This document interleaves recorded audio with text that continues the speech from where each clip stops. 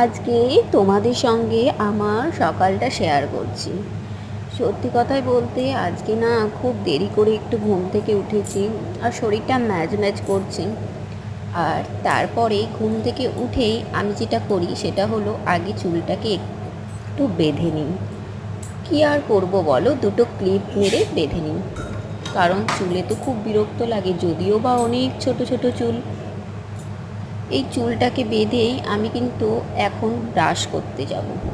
আর সত্যি কথাই বলতে আজকে না খুব বৃষ্টি পড়ছে বাইরে। বাইরে আর ব্রাশ করতে যাব না, আজকে আমি ঘরেই ব্রাশটা করে নেব ভাবছি। তো চুলটা আমার বাঁধা হয়ে গেল। তারপরে এই যে আমি এখান থেকে ব্রাশটা বের করে নেব।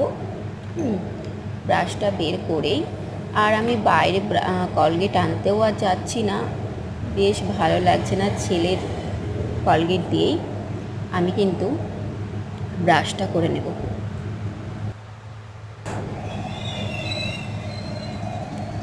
তো আমি ব্রাশটা করেই, ঘরেই জল ছিল সেটাতেই ভাবলাম যে ব্রাশটা করে নিই, একটুখানি তো জল লাগে না।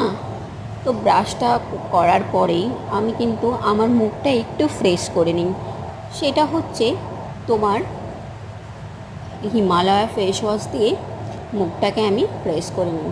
দেখো আমি ফ্রেশ হয়ে চলে এসেছি, আর আমার হাজবেন্ডের একটা রুমাল দিয়ে আমি কিন্তু মুখটা একটু মুছে নিচ্ছি আলতোভাবে।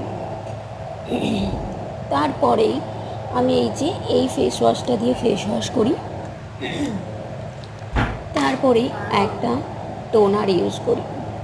টোনার ইউজ করার পরেই আমি একটা সানস্ক্রিন দিই।